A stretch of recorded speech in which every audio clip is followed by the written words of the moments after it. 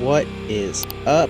What is up? Welcome back to the new year. Red Rooster Guerilla here, coming at you live this Friday on Meshtastic anyway. But we're coming back. We got a whole new year in store for you guys. Lots of stuff coming up. New content, new things. Yeah, baby, we're gonna go do it.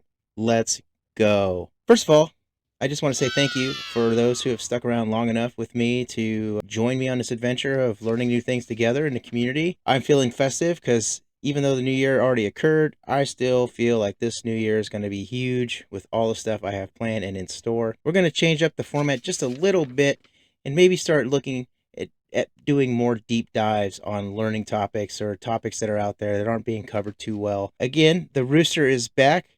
Took some time off to go hang out with family. I had a great time doing that. Got to accomplish a few things over the holidays. Take account of what I've accomplished this last year and what I plan to do going into the new year. So I hope you guys are doing something similar to that. I'm not big on the whole new year, new me stuff, but I do like to look forward and plan accordingly and accomplish some very achievable goals. I hope you do the same. A lot of stuff coming up this year. Like I said, thinking about tweaking the format a little bit going forward into the new year. I want to address some gaps I see out there in the community. I'm not sure if it has more to do with the YouTube community guidelines or if it's just lack of awareness amongst the YouTuber/GunTuber community. But there are some topics I think out there that are worthy of bridging the gap. So that's what I'm going to try to do. I'm going to do my best to cover some of the topics and skills that are out there that I think you can adapt and build into your groups and communities that are out there that I believe are important to keep in mind. With that, I want to talk to you about an incredible, unique opportunity I got recently. I was afforded an opportunity to go up back to Utah, this case, northern Utah, a place called Saratoga Springs, up there south of Salt Lake City.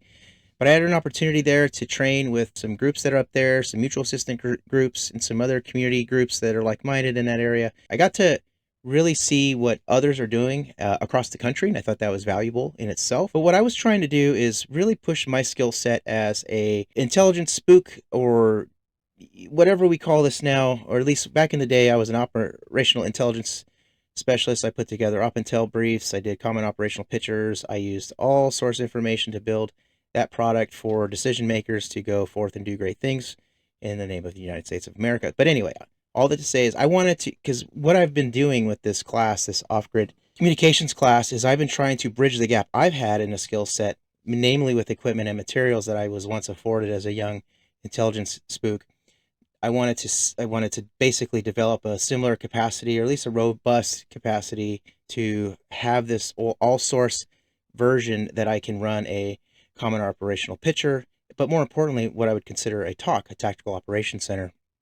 So with that, I went up there with an open mind to not only see other groups perform and train together and some of the topics they're addressing, which I was blown away by the level of organization, just sheer logistics behind this particular event. This was an FTX in the most traditional sense, so very austere environment, 3 days in the field at a tactical level, building, planning, and executing and debriefing, all that wrapped into one solid weekend of great topics and learning areas that I think really highlights the tip of the spear of sort of this community, this effort. As we've seen with Helena and other areas of community involvement when it comes to disaster action and planning, you're seeing a heavy civilian component with the level of competency and capability to deliver real meaningful services. And I think the federal government is at a point now where they need to learn to adopt procedures, or at least entertain the concept of augmenting civilian components, because in this day and age,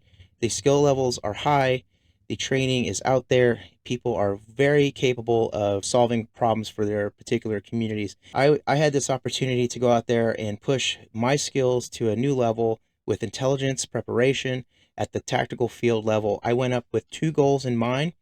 One is could I establish a passive collection site off grid to where I can keep an all source picture of my immediate area of this particular area of operations, I guess you would call it. But I wanted to have a passive view of everything in and around this environment, so that way I can keep eyes on while the event unfolded, so people can focus and accomplish the goals that this event had in mind. But with that, we had some eyes and ears for the event, real world and scenario based. So that was objective number one. Could I indeed set up a passive collection site? My second goal I had in mind was I had my HF portable radio with me. I wanted to see if I can have an over-the-horizon capability, OTH, where I can link or connect with other entities or institutions or agencies or whatever augments a particular group at this field level, or if it's just adjacent groups planning in a nearby region.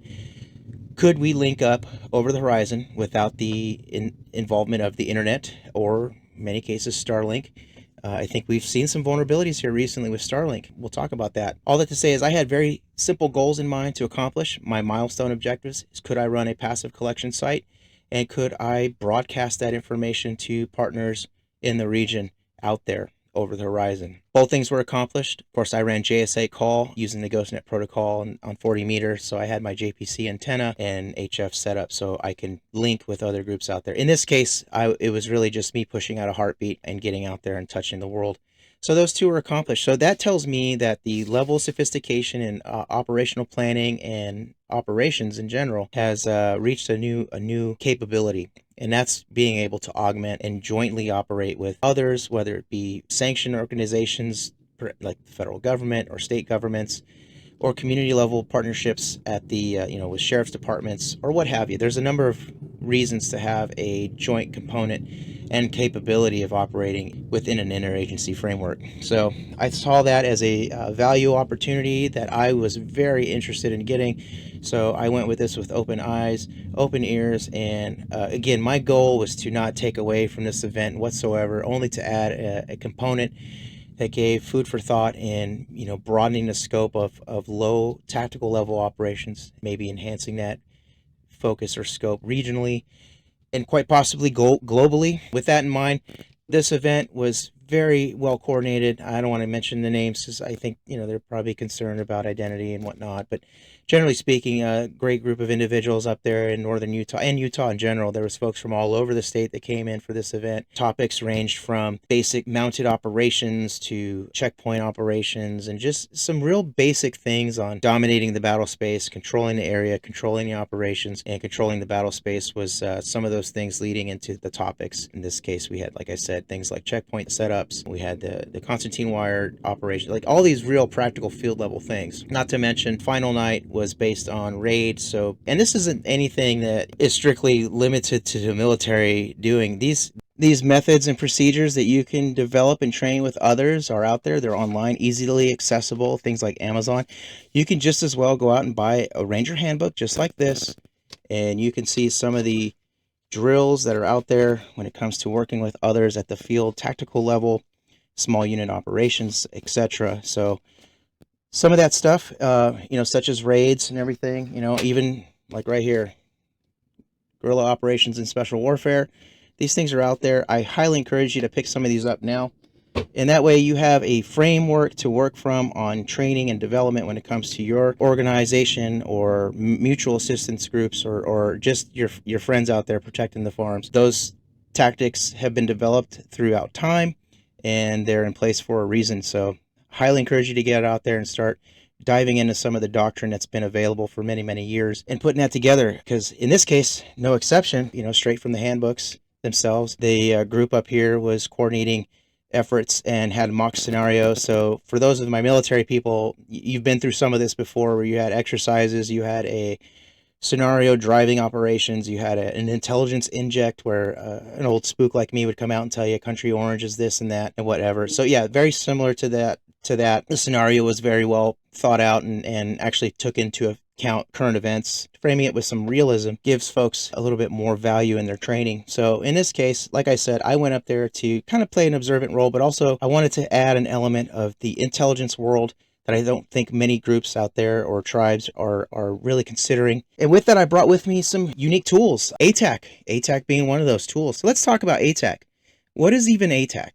You hear it, you see it on all the YouTube channels about how to get it to do all these cool things and, how cool S2 Underground covered it and why this and that. So a lot of folks are aware of ATAC. Of course, what I'm talking about is Android Team Awareness Kit or Android Tactical Assault Kit, whatever version. They're both applicable in terms of the names. ATAC was developed in the early 2010s as a product and as an evolution, really, of some of the Blue Force battle tracking that was being developed by the U.S. Army for fratricide events. Most notably, Pat Tillman was sort of what drove this impetus to have geospatial mapping and blue force tracking.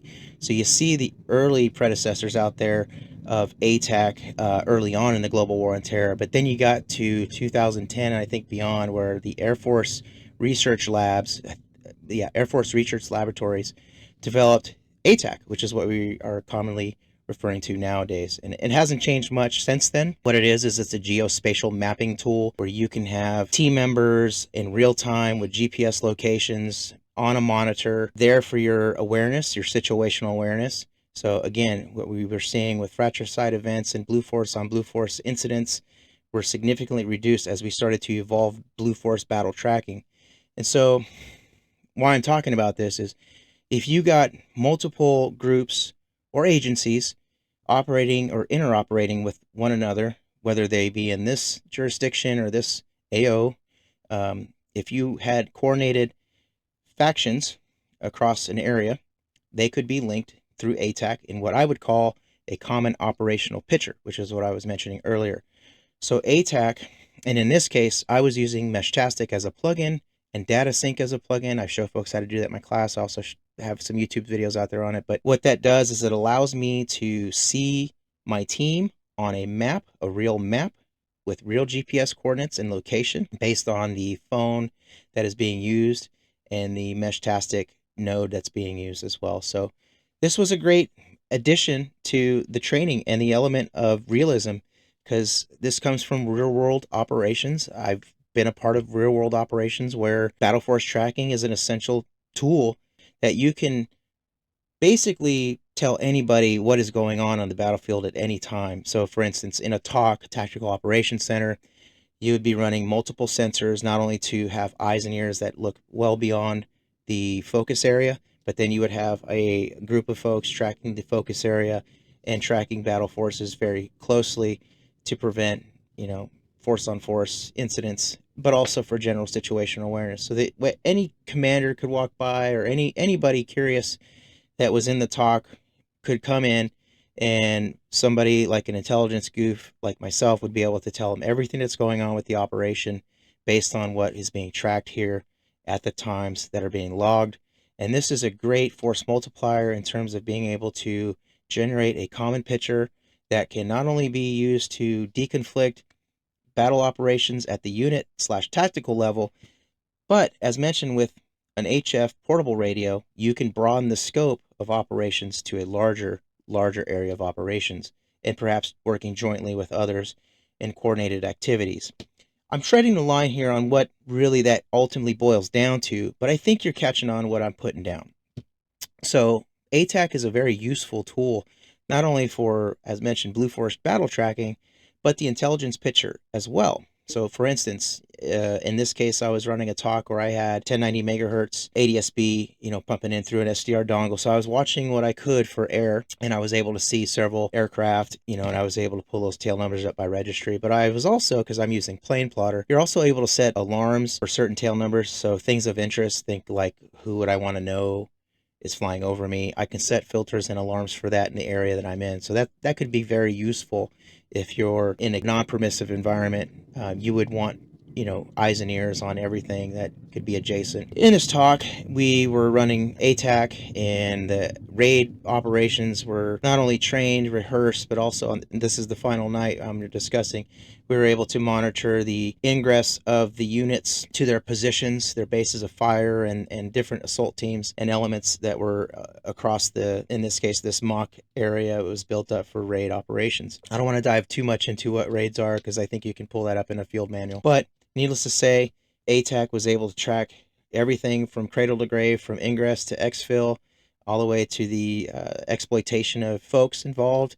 So pulling information that intelligence can put together as a product that drives operations to the next targets, things like that. So for those that don't know, intelligence drives operations, not the other way around. Operations are what collects information for intelligence to be processed, which then drives operations. So just be mindful of that.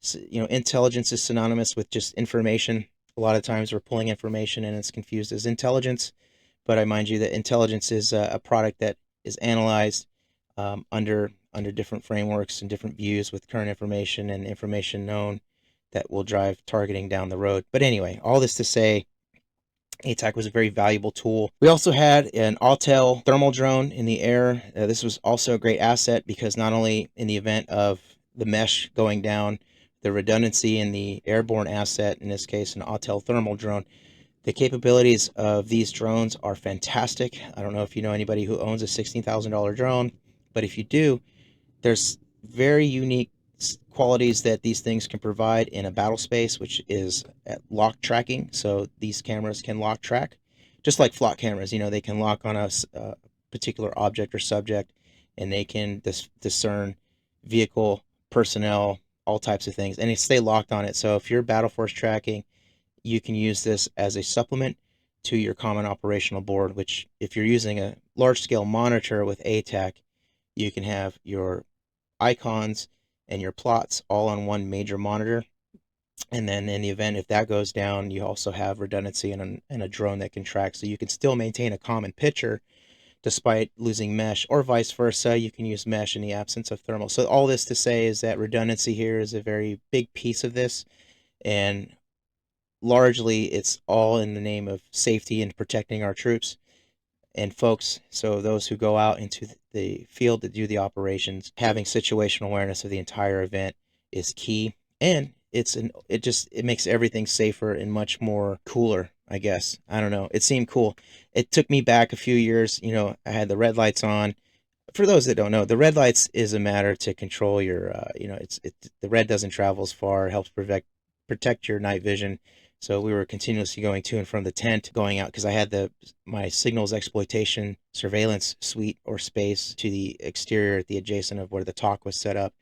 So I was able to pull intelligence right here from my little tent, and I would go back and forth between there and the talk to be able to put together information and then largely put together briefs. You know, we had the battle rhythm of an op intel brief, so we had a brief every night based on the intelligence collected and some of the known intelligence, but also some key items to be aware of, not only for the scenario, but also real world, injects. At one point, I caught one of the university planes circling overhead because we had a very significant footprint with actually there's 3 large HTT tents. And for those that don't know, those are very large barracks sized tents for troops in the field. So very common out there for militaries to have large troop tents, and this was no different with the HDT tents. But anyway, would definitely cause some looky-looing if you weren't prepared to see that out in the desert, and who the heck are those guys, right? There were some other things, but I'll leave it to your imagination. But anyway, it was a great time. Like I said, very, very squared away in terms of what the folks are doing up in Utah,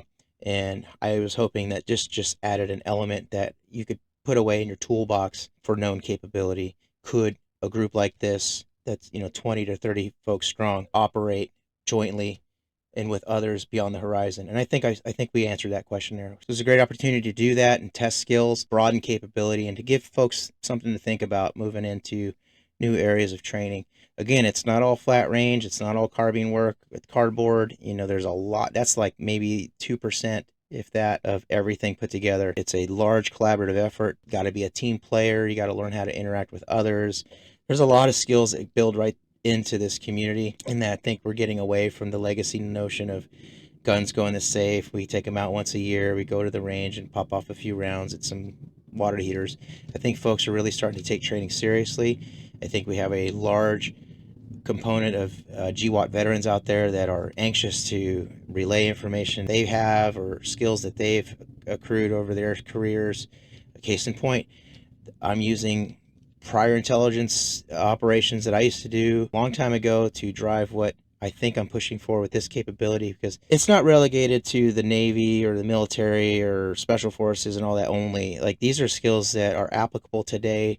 We have, like I said and mentioned earlier, disaster preparedness. You got civilians out there taking community safety serious, and so the tools that are available to the military are just as applicable for the folks out there trying to do these things for their own towns, their own communities, and their own cities. So I highly encourage you, like I said, to get out there and learn from what the military has learned over generations of warfare. But you can adapt the same skill sets to apply to non-military actions that don't necessarily involve kinetic activity. It's just, like I said, disaster preparedness. You could be coordinating with FEMA or other agencies. You could be a component that serves the American Red Cross for all we know. There's a lot of different reasons to have a battle staff echelon framework in mind when it comes to large scale response, armed or not, whatever, because guns are just tools. It may not necessarily be the proper tool for the reaction that you're dealing with, or the scenario that's driving your operations. It could just be one part of it. Anyway, like I said, I just wanted to cover some of that stuff that was done with ATAC, because I get a lot of questions about ATAC, why, the Meshtastic plugin, what that's all about, why people are really trying to get ATAC. And as mentioned, it's a Swiss Army knife of capability. In this application, I was using it for Blue Force battle tracking, so that way I have situational awareness of all units in the space, in the battle space. And that goes in large to protect troops on the ground there, so fratricide events, deconfliction events, or just general situational awareness to be able to brief commanders and decision makers who are driving those operations with the situational picture at hand real time. I think Meshtastic and ATAC add incredible value to that. I think that folks that are developing skills that take them into this level of training, this is stuff to be aware of, and the utility ATAC provides is second to none as far as I'm concerned. We can go on more and more about ATAC and the capability and the map structures and ability to pass routes, but what I will say this for you, for the most part, more of this will kind of make more sense the more broadened training you're going to get yourself into. So, like I said, we're not talking about carbine classes and defensive pistol classes and all that stuff. What we're talking about is your land nav classes, your, in the case of me recently, recon and hostage rescue classes, where you implement land nav skills that are already known. Like, knowing these skills is a prerequisite for the course as it goes forward. For those that are looking at getting into SEER classes, these are all things that build on an entire framework of preparation and capability and skill set.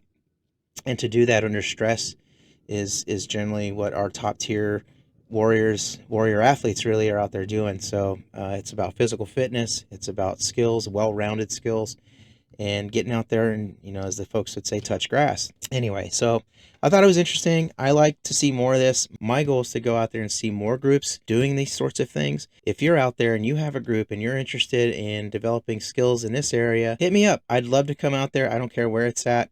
Like I said, I'm trying to discover more about the groups that are operating in the country, to broaden awareness and to give food for thought of what other folks are out there doing.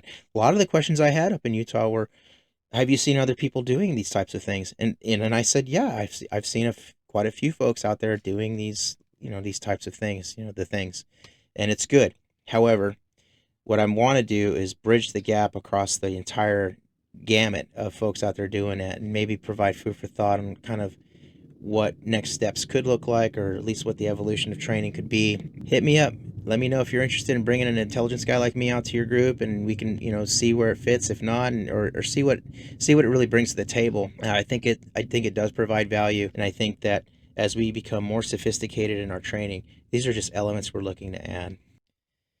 And also, I think everyone's pretty much well aware the Verizon outage that affected hundreds of millions of people across the country. It was out it was down. It was down hard.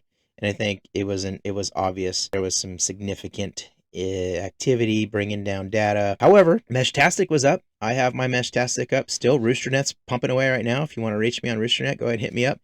RoosterNet, if you have my QR code for the channel, you're already in. If you're a previous class alum, you can join me on RoosterNet and we can chat all day. We don't have to worry about Verizon, all right, or the Iranians shutting down data. Meshtastic really shined in that event of the large-scale data outage.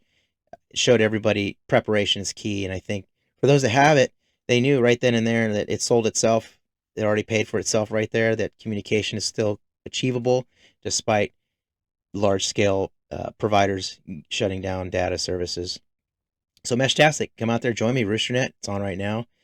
Everybody's gone through the class. You get free access to that. We're still going to pump out information about upcoming contests, upcoming events, coming out to, like, we had folks come out and join us in the park for some drone operations. That was fun.